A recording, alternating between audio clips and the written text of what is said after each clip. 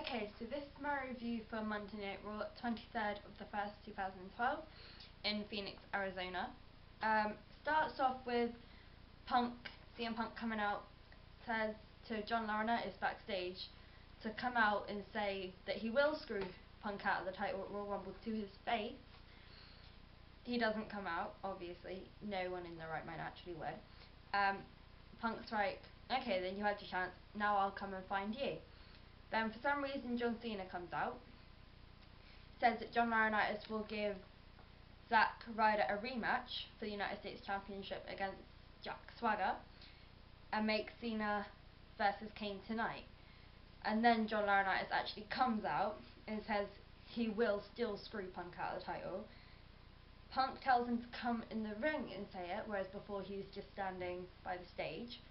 He won't, obviously. He does, however, make Zack Ryder versus Kane in a Falls Count Anywhere match. And if Cena gets involved, Zack won't get a rematch at the United States title. He then makes John Cena and CM Punk versus Ziggler and Swagger for right then and there. John Laurinaitis gets a distraction for no apparent reason this time. Ziggler grabs Punk's tights and gets the roll up. Punk basically then says, look, this is the third time, fourth, I don't know, that you've done this. You know, be a man and face me one-on-one in a match tonight. And he actually accepts. John Laurinaitis versus CM Punk is a main event for that actually happened. And I'm still quite gobsmacked that it actually happened. We all knew it was going to. We just didn't know when, and they timed that pretty well. It's then Chris Jericho's highlight reel, which I don't know when the last episode of that was, but it's got to be a way away. He comes out, gets to the stage, turns around, goes backstage, gets a t-shirt gun, like one of those ones that they used at Christmas time and stuff like that. He goes to shoot it in like so many directions, trying to get the crowd to cheer louder. Doesn't actually shoot it, doesn't actually say anything. He then points to his little TV that he's got set up in the ring, and it kind of does a recap of his career, leading right up to starting from when he beat The Rock and Stone Cold in one night to become Unified Champion, right up to the 2012 promos and up to now. He then gets an actual microphone and actually speaks. He says, at the Royal Rumble, it'll be the end of the world as we know it.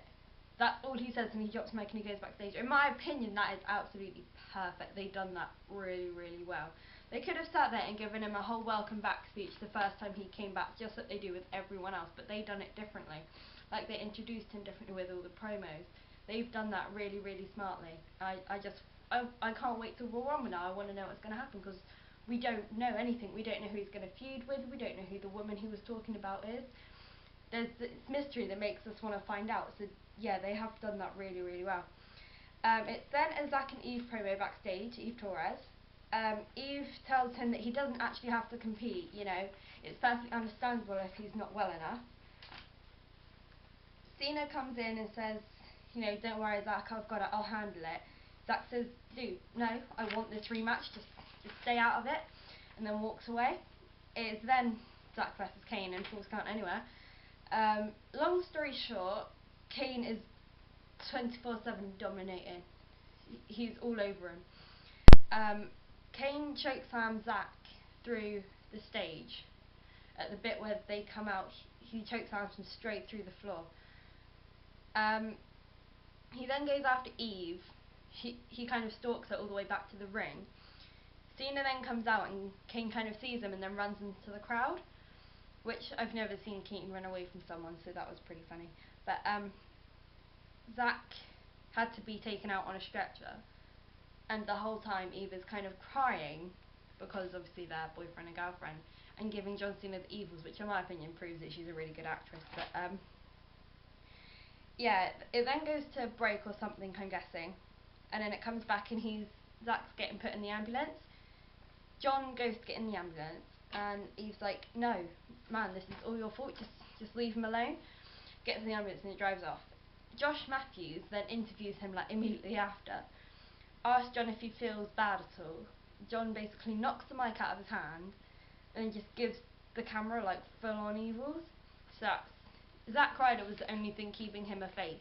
Every time he went out and he said something bad about The Rock, he'd go backstage and get Zack Ryder a title match or something like that. So it's kind of balanced. And now Zack Ryder's kind of ditched him. He's got no other choice but to turn heel. So they've done that pretty well as well. Then goes on to Sheamus versus Jinder Mahal, who, with Wade Barrett on commentary, because they've kind of got this triangular feud going on about Royal Rumble. We do get told that Randy Orton will be back on SmackDown next week, well, this Friday, so that should be good. He's got some revenge to get on Wade, in my opinion. Sheamus wins, kind of obviously, via the Broad Kick. Wade then kind of walks past him with a really smug look on his face, and Sheamus says he will win at Royal Rumble, not Wade, which is basically what they all say every week, and it's getting a bit old. Anyway, it's then Miz interview with Josh Matthews. Says he's number one this, he's number one that. R-Truth comes out and says, "You're right, Miz, you are. You're just the number one jackass," which is always funny. And John Laurinaitis comes out and says he's trying to concentrate, preparing for his match. And all we can hear is the number one this, number one that. Says that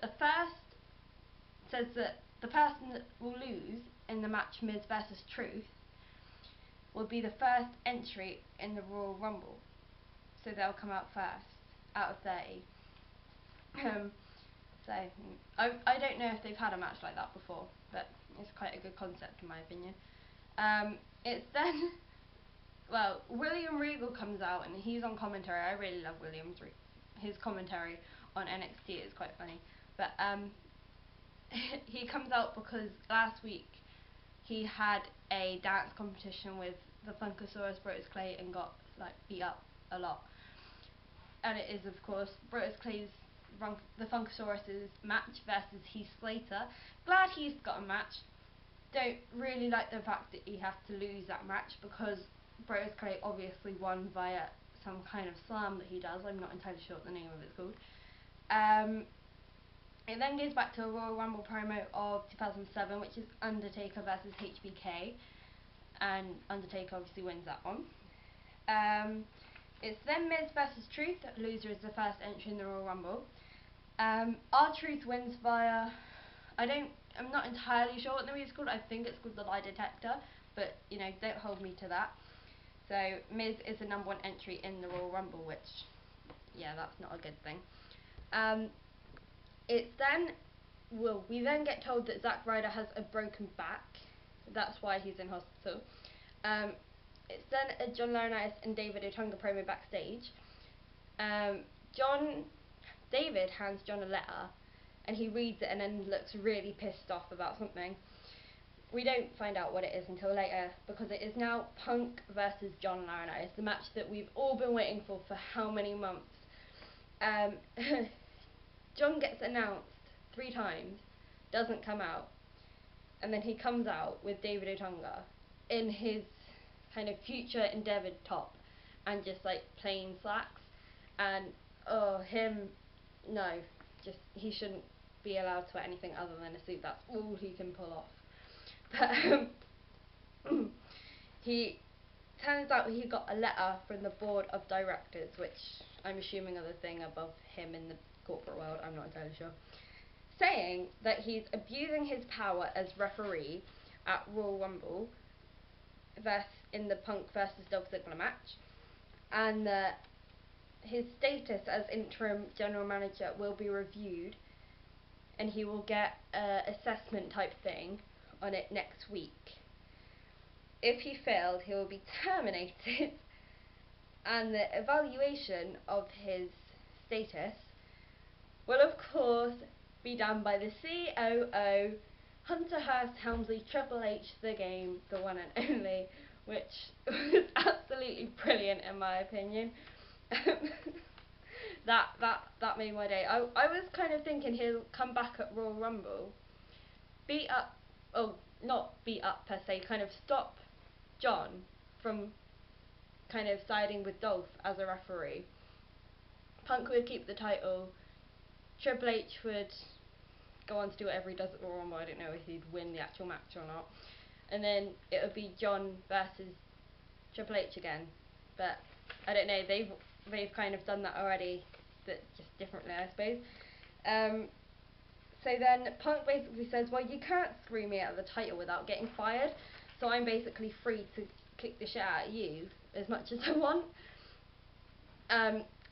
John Laurinaitis, of course, then is full of sorrow and apologies towards CM Punk and the WWE Universe, and says that Mick Foley will be in the Royal Rumble, so that's great, and that he was never actually going to screw Punk out of the title. Of course not. He was just mad at the time.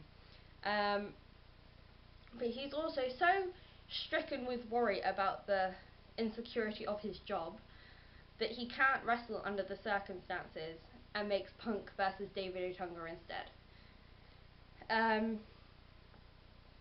They get thrown around a bit. David gets super kicked, and so he's out of it. The bell never actually went, so it was basically just a 2-second beat up, and then that was it, because let's face it, it's David Otunga. Punk and John kind of have a standoff. David comes behind Punk to try and, I don't know, save his boss or something heroic like that. Doesn't work because he gets super kicked out of the ring. John then tries to kind of ambush him from the side. Doesn't get there quick enough. Punk, he tries, oh god, sorry. I don't know what happened there. I think, yeah, my cat's behind the camera. Sorry. John Laurinaitis tries to shake hands with CM Punk. Of course, Punk being a, I don't know what I'd call it, nice man, I suppose, shakes his hand, but then, of course, it being CM Punk, pulls him into the GTS's him, and the camera's cut. It was a brilliant show. They ended that really well. They done the Chris Jericho really well, the whole Triple H thing really well. Sorry, my cat is playing with the string on my camera now. Yeah, I'm going to end this before she throws off the table. But yeah, we'll see you for my Friday night review. And thanks for watching.